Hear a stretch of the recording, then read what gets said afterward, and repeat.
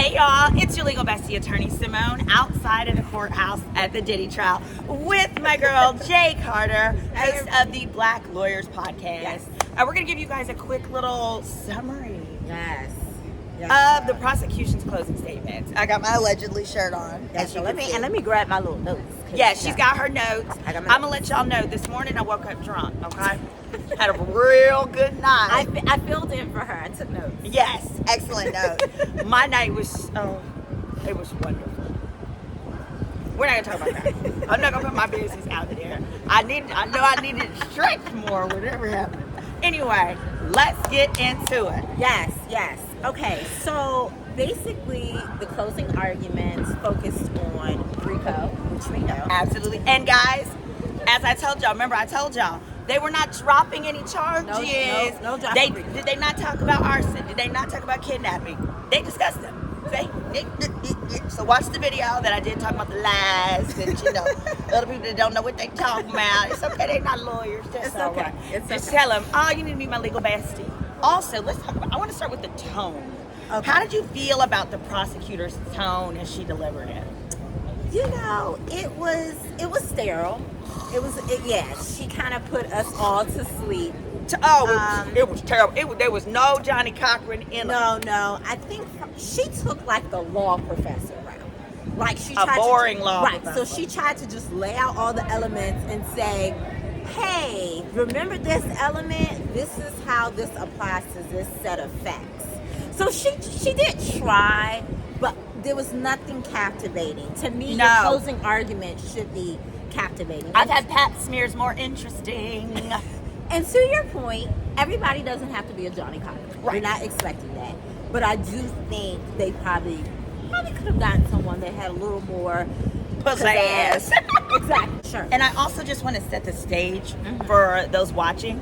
So remember, we've been talking about how the jury instructions are complicated. Those jury instructions, I have not pulled them down, but they're about 40 pages plus, okay? They're extensive. But what they did do throughout closing arguments is she put up like a PowerPoint, Yeah. and then it had each of the elements of the law as she went to discuss each part. Exactly. So it literally was like walking them through it. Now, they don't get the PowerPoint Right. in their closing, but they're going to get the jury instructions, and they will have those to walk them through as she did. Yes. So she walked us through RICO, sex trafficking, and then she also walked us through transportation for the purpose of prostitution. Yeah. And then she closed out with some additional theories with RICO. So she started off with bribery, and then she closed out with, which was interesting. Because a bribery, I think, was a good place to start because it was so clear. Yeah, right? yeah. There's but no she tried dispute. to throw in at the end. She tried to throw in at the end forced labor, Oh, which yeah. I think was still kind of a stretch. Let's talk about forced labor, And right? witness tampering and sex trafficking obstruction. So she had essentially 4 theories. Because remember, even though she talked about arson and kidnapping towards the end, Yeah. the instructions say don't include those things in your thoughts about RICO.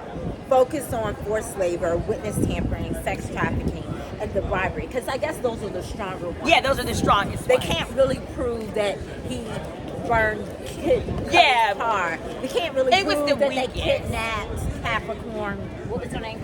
Capricorn Clark. So it they was still referenced. mentioned it in the closing, but in the instructions, and this is where it was confusing yesterday. This is why people thought the charges had been dropped. It's not so much they've been dropped. They've been dropped from the instructions, but no actual charges dropped. Correct. Simone. So the explained. facts were still, they referenced the facts They referenced the of facts. those things, Right. especially, so I wanted to say, we're going to talk about some of the weaker ones. Let's start with that, Okay. which was forced labor, because we can kind of be Yeah, let's dispositive go. of that. Let's go for the week. Yeah. Forced labor, all right, the forced labor, Mia was one of the people they claimed supported the forced labor. Mia's the one who alleged that she was SA'd by Diddy.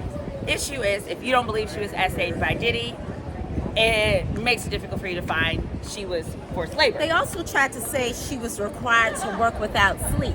You're working in the entertainment industry. Yeah, that's true. Even a lawyer could say the big law firms require us to not sleep, Yeah. right? Work all the time. Is that really forced labor if you're getting paid I don't think that's a strong argument. They shouldn't have used Mia for forced labor. I think that was a very bad example. Then they went on to Capricorn Clark, who they said was not paid overtime. Yeah, they talked about the kidnapping of her. Right. They said no overtime for her. They talked about how she was kidnapped, and that all of that went into the forced labor. But I still don't think that meets elements of forced labor. Even if I'm kidnapped, that's not forced labor. That's not forced labor. I just feel like you gotta match the elements up with the crimes. I think we can agree Mia and Capricorn were not good examples of forced labor. Correct. And then the other bad example I thought was doggone Jane.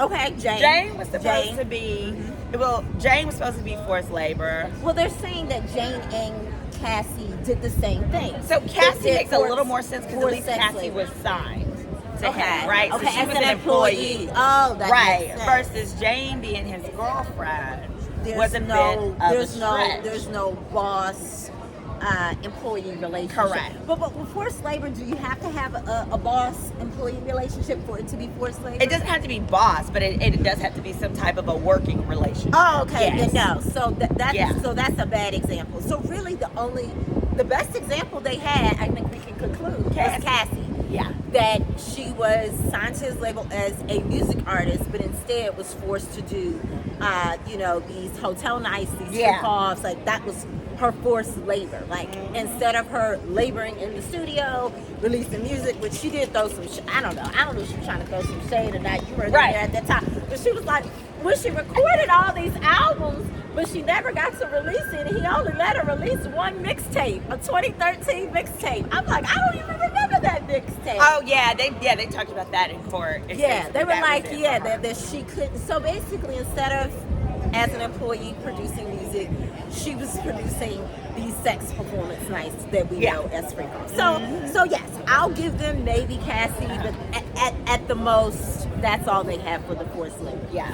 Also, let's talk about the witness tampering and obstruction. That was kind of brought together. So those were the other theories of RICO that she closed out with in the summary. So witness tampering, they're basically saying if you persuade someone that could be a witness to a crime, that would be reported to a federal. Not state, but it has to be a federal officer. If you're trying to influence their communications or what they think about the situation or what they would say, then that's tampering. They basically here's the problem.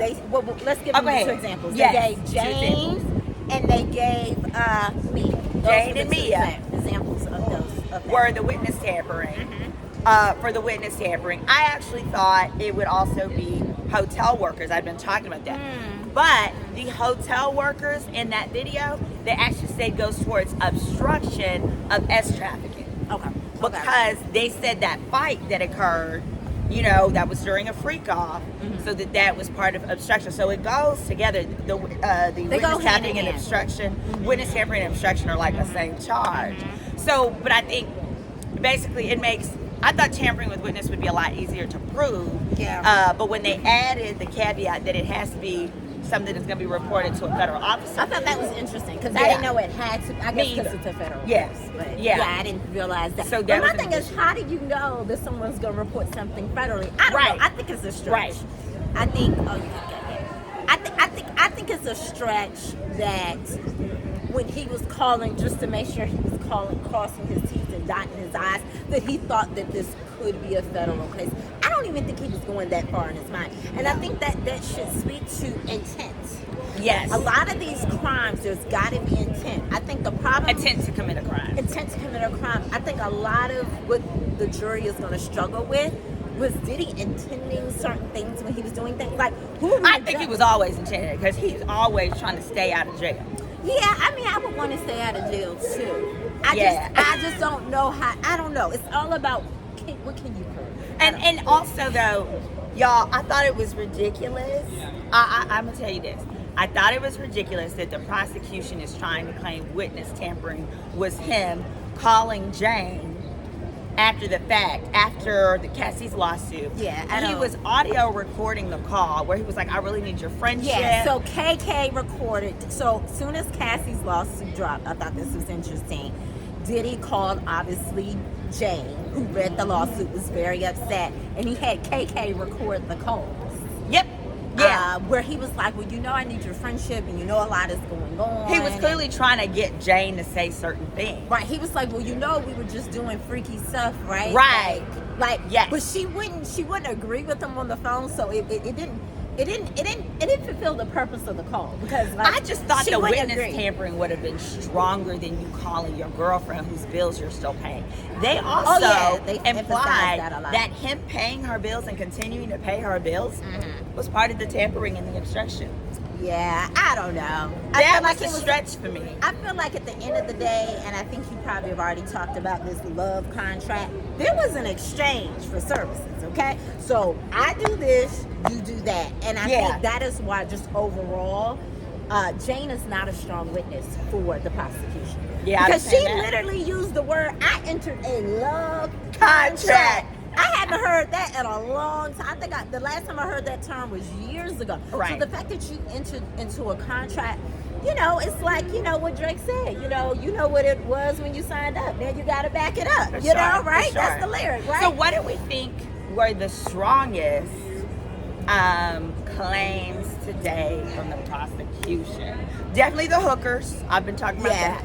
Yeah. The hookers, I feel like they got that down pat. And that supported sex trafficking. Yes, that is their biggest X trafficking. X trafficking. Yeah. So it was twofold. Remember, it's transportation for interstate hookers, right? And then it's also supportive of the X trafficking. Those, I definitely feel like the prostitution charge, just as a standalone charge, as well as up underneath RICO, they got that one. Yeah, that was probably the easiest one for them to establish. The transportation of prostitution. That's going to be the easiest one for them to establish.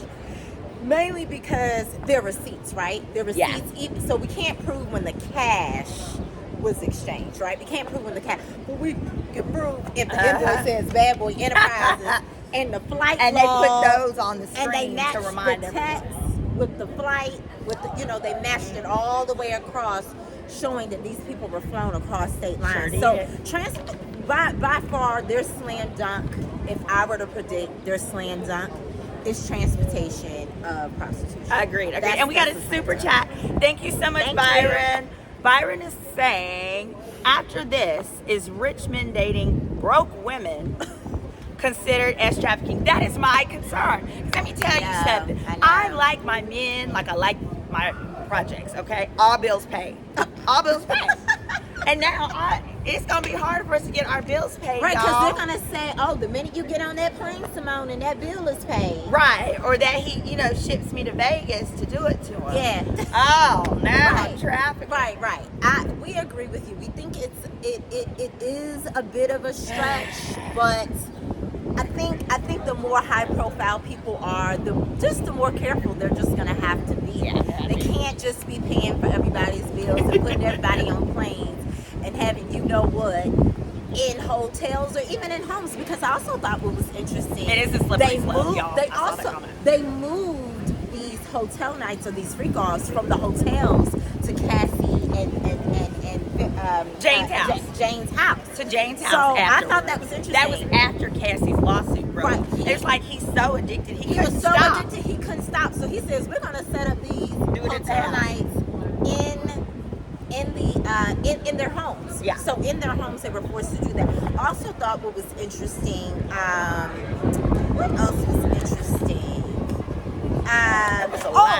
Interstate commerce. So I didn't realize, because you buy baby oil, they said these are the products that affected interstate commerce. The Astroglide. They're like, because it's elements of the law that they have. They're saying that in addition to texting, so communications affect interstate. So when you're talking to the prostitutes, that's interstate commerce. Getting on the planes, obviously. But I didn't realize, because you bought Astroglide and baby oil, they're like, because it's sold in commerce. Well, everything is sold in commerce. The fact that they use that to support their ex trafficking claim, I just thought that was interesting. I wouldn't even thought to even come up with that theory as a prosecutor. But listen, as a prosecutor, you have to throw everything to the wall and see what sticks. Literally, that's what it appears is going on. Oh, and let me tell you, you you guys, in the courtroom to watch closing statements was quite star-studded. I want to tell them a little about who was there. Misa Hilton was there. Sarah Chapman, his other right mom. They were sitting next to each other. You're going to have to check out Mims tonight. When Mims gives his assessment of everything, Mims was in that courtroom. Yeah. And he was like, yeah, they'd look at each other and they would nod. And if they recall something, they would Yeah, nod. they would nod. Like, the twins were there today, sitting right behind their dad. Both twins were there. And I want to say, Sarah's daughter was there too. So all his, daughters, with the exception, obviously, of Love, were there today. But yeah, the fact that they would look at each other and they would nod. Did he, for the most part, I think when they were showing things or talking about things he didn't want to hear about, he would look away, or he would pull back from the table. He would cross his legs and kind of sit back from the table. But I think for the most part, he seems to be as okay spirits as you can. Go ahead. I do think at some level, because, and again, I know it was improperly phrased yesterday, the fact that, it sounded like some things were being dropped, that they have made him feel like, oh, the case is stronger. This is what I will say. I don't know if it makes your case stronger. What it does is it may create reasonable doubt amongst the jury. Because you got to remember, what are you talking about? Well, because juries are not lawyers. They're not judges.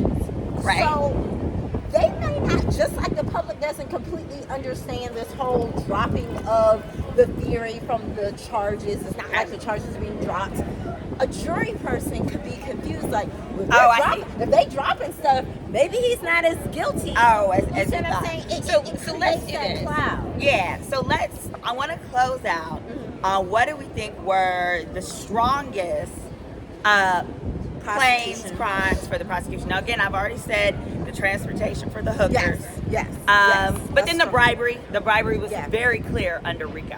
And you only need two. I would absolutely say those two. And one of them was the hotel, the Intercontinental, with the video. Yeah. Even though they're going to say, oh, they were just paying for no bad publicity, they're going to be like, no, you were clearly trying to cover a video coming out for you to be criminally implicated. So, absolutely. So what's the second one? The hookers and bribery. Oh, you're saying you only need two acts within 10 years. Correct. Okay. Correct. Okay. Yeah, the S trafficking, at the end of the day, they're not going to find him liable for Jane if they don't find him liable for Cassie. It's just not going to happen. So I'm still 50-50 on that. I can actually see it being hung for Cassie. Yeah, I'm going to say and it's going to be and remember, a no for you Jane. have to do all 12. So for each charge, all 12 jurors have to agree. And this is why I'm saying, if he gets off on any of the charges, it'll be because it's a mistrial. Not because he's necessarily innocent or guilty, but because they just simply can't agree. Now, interestingly, though, y'all, for the hookers, the argument, I guess, because I kept saying, I don't know how he's going to get out of the hookers. Y'all, they're saying he wasn't paying for the hookers. He was paying for their time. I love it, though. As a Bull well, but wait, you can say, but this is, because wait a minute, stripping is not illegal, right?